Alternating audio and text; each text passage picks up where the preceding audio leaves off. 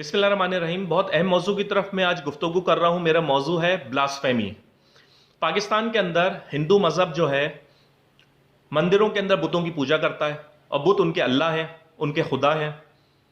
اور اللہ کے مقابلے کے اوپر بت کو خدا بنانا کیا توہین اللہ ہے؟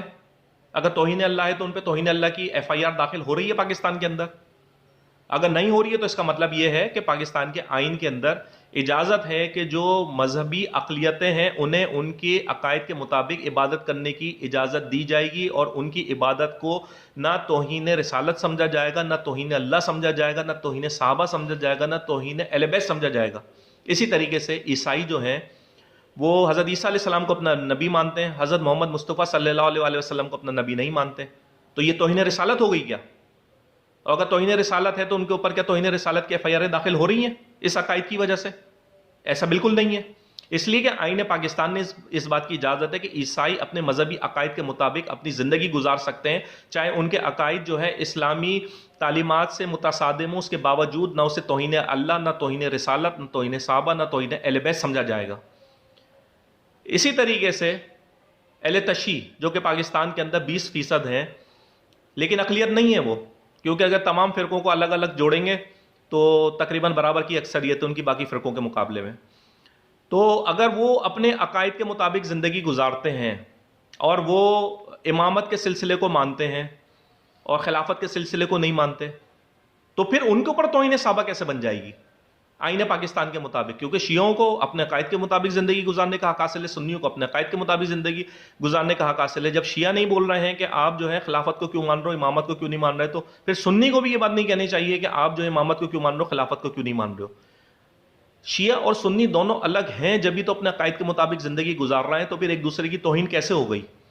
جو توہین صحابہ کی ایف آئی آر کٹ رہی ہیں جگہ جگہ، 100 ملا جمع ہوتے ہیں تھانے کے اندر اور تھانے دار جو ایف آئی آر کاٹ دیتا ہے. کیا اس تھانے دار کے پاس لسٹ موجود ہے؟ پارلیمنٹ کی اپروف لسٹ موجود ہے، اسلامی نظریاتی کونسل کی اپروف لسٹ موجود ہے صحابہ اکرام کی، جس لسٹ کو دیکھ کر وہ جو ہے توہین صحابہ کا مقدمہ داخل کرتا ہے. کسی کے پاس لسٹ موجود نہیں ہے، نہ پارلیمنٹ نے اپروف کری ہے، نہ اسلامی نظریاتی کونسل نے شیعہ سنی کو بٹھا کر جو ہے ایسی کوئی لسٹ بنائی ہے کہ جو صحابہ کی لسٹ بن جائے اور طے ہو جائے کہ یہ صحابہ ہوں گے اور یہ صحابہ نہیں ہوں گے. جس کی مرضی میں آتا ہے تھانے دار کی، جن ملاؤں کی مرضی میں آتا ہے اپنی مرضی کے لوگوں کو صحابہ بنا دیتا ہے. ہم نے پاکستان میں دیکھا یزید کو بھی صحابہ بنا کے ایف آئی آر کاٹ دی گئی، عمر بن سعد کو بھی صحابہ بنا کر ایف آئی آر کاٹ دی گئی، اور پتہ نہیں ایسے ایسے لوگ جو کہ کربلا میں امام حسین اور ان کے خانوادوں کی شہادتوں میں ملوث تھے، ان لوگوں کو بھی صحابہ قرار دے کے ایف آئی آر کاٹ دی گئی. بھائی ایک کوئی لسٹ تو بنا لو، کم از کم پارلیمنٹ سے اپروو لسٹ ہو یا پھر اسلامی نظریاتی کونسل سے اپروو لسٹ ہو، جس کے اندر طے ہو جائے شیعہ سنی متفقہ طور کے اوپر کہ یہ صحابہ کی لسٹ ہے. اب ان کی اگر توہین کی گئی تو وہ جو ہے اس قانون کے زمرے میں آئے گی جو کہ 298A ہے. لیکن ایسا کچھ بھی نہیں ہے پاکستان کے اندر، بس اندھی کے اندر 100 ملا جمع ہو گئے اور ایف آئی آر کاٹ دو ایک دوسرے کے خلاف. یہ سلسلہ بند ہونا چاہیے، قانون کا مذاق نہیں اڑنا چاہیے، قانون کا تماشا نہیں بننا چاہیے. جس طریقے سے پاکستان کے اندر ہو رہا ہے کہ ڈنڈے کی سیاست چل رہی ہے، جس نے ڈنڈا گھمایا اس کی چلتی ہے، اور جو خاموش ہیں امن پسند لوگ ہیں وہ جو ہیں وہ بھگت رہے ہوتے ہیں اس پاکستان کے اندر. تحریک لبیک نے ڈنڈا گھمایا تو ان کا کالا دم ہٹا دیا گیا، انصار الاسلام نے ڈنڈا گھمایا ان کا کالا دم ہٹا دیا گیا، سپاہی صحابہ ڈنڈا گھمانے کی بات کر رہی ہے ان کو بھی جو ہے وہ این آر او دے دیا جائے گا. عمران خان صاحب کہتے ہیں میں کسی کو این آر او نہیں دیتا، تو تحریک لبیک کو کس نے این آر او دیا؟ کس نے انصار الاسلام کو این آر او دیا؟ طالبان کو کون این آر او دینے کے لیے جا رہا ہے مذاکرات کر کے؟ سپاہی صحابہ جو ہے این آر او مانگنے کی بات کر رہی ہے. تو سب سے بڑا تو جرم وہ این آر او ہے جو ان دہشت گرد کالعدم جماعتوں کو دیا جا رہا ہے، جو کہ ریاستی اداروں پر حملے میں ملوث ہیں، جو کہ پاکستان کے استحکام کو نقصان پہنچاتی ہیں، جو کہ پاکستان دشمن طاقتیں غیر ملکی فنڈنگ کے اوپر پاکستان کے اندر دہشت گردیاں کرتی ہیں یہ، اور ان کے انٹرنیشنل کنیکشنز ہیں داعش کے ساتھ اور دیگر انٹرنیشنل ٹیررسٹ آرگنائزیشنوں کے ساتھ. پاکستان کے انٹیلیجنس ایجنسیوں کی رپورٹوں کے اوپر یہ سب چیزیں موجود ہیں، کوئی انہونی باتیں ہم نہیں کر رہے ہیں.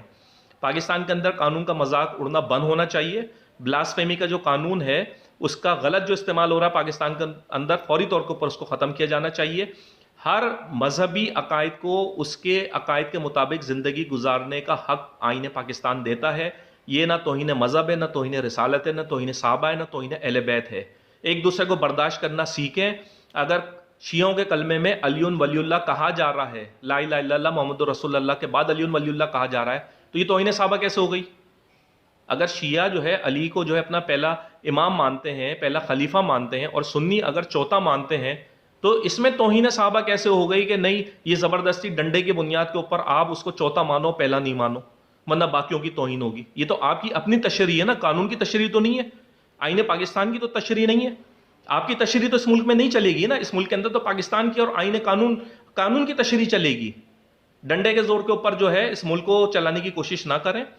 آئین پاکستان جو ہے وہ اس وقت جو ہے اعلیٰ ترین آئین ہے پاکستان کے اندر، اسلامی قوانین اعلیٰ ترین آئین ہے پاکستان کے اندر، لہٰذا جو ہے ڈنڈے کی سیاست کو کسی صورت برداشت نہیں کیا جائے گا۔ شیعہ سنی آپس کے اندر ہمیشہ سے ساتھ رہے ہیں، پیار و محبت کے ساتھ رہے ہیں، بھائی چارے کے ساتھ رہے ہیں، اور انشاءاللہ تعالیٰ یہ بھائی چارے کے ساتھ اپنی زندگی گزاریں گے۔ ان تکفیری دہشت گردوں کو ناکامی کا سامنا کرنا پڑے گا۔ شیعہ سنی اتحاد کو جو نقصان پہنچانے کے لیے کوشش کرتے ہیں اور شربازیاں کرنے کی کوشش کرتے ہیں تاکہ شیعہ سنیوں میں اختلاف ہو جائے، پاکستان کمزور ہو جائے، انشاءاللہ تعالیٰ ان کی سازشوں کو شیعہ اور سنی مل کر ناکام کریں گے۔ جتنے پڑھے لکھے قابل لوگ ہیں وہ ان کے بہکاووں کے اندر کبھی بھی نہیں آئیں گے، اور یہ جو بار بار جو اورنگزیب فاروقی جو توہین مذہب کر رہا ہے شیعہ کلمے کے خلاف بکواسیات کر کے، اس کے اوپر ریاستی ادارے کب ایکشن لیں گے؟ کہ انتظار کر رہے ہیں کہ شیعوں کے بھی 100 ملا جمع ہو تو پھر تھانے کے اندر FIR کٹے گی؟ امن پسند شہریوں کو کیا ڈنڈے کے زور کے اوپر انصاف ملے گا؟ ان کی خاموشی کا مطلب یہ ہے کہ وہ انہیں انصاف نہیں ملے گا؟ جو ڈنڈا گھمائے گا، جو 100 ملا لے کے تھانے کا گھیراؤ کرے گا، اس کو انصاف ملے گا؟ آپ FIR کاٹیں اورنگزیب فاروقی کے اوپر توہین مذہب کی، جو بار بار شیعہ کلمے کو گالیاں دے رہا ہے، برا بلا کہہ رہا ہے، بکواسیات کر رہا ہے۔ بھائی تمہارا کلمہ نہیں ہے نا، تم کیوں برا کہہ رہے ہو؟ ہمیں ہمارا کلمہ پڑھنے کی اجازت ہے، ہمیں ہماری اذان دینے کی اجازت ہے، تم کون ہوتے ہو ہماری اذان کو روکنے والے، ہمارے کلمے کو روکنے والے؟ تمہارے کلمے کو تو ہم برا نہیں کہہ رہے ہیں نا، لیکن تم ہمارے کلمے کو برا کہہ رہے ہو تو تم توہین مذہب کے زمرے کے اندر آ رہے ہو، 295A کے اندر آ رہے ہو، جس کی 10 سال سزا ہے۔ قانون جو ہے اس نے بھی آنکھیں میچ رکھی ہیں، قانون کو اپنی آنکھیں کھولنی پڑیں گی، ریاستی اداروں کو آنکھیں کھولنی پڑیں گی، ورنہ پوری دنیا کے اندر پاکستان بدنام ہو رہا ہے ان حرکتوں کی وجہ سے۔ شکریہ بہت بہت۔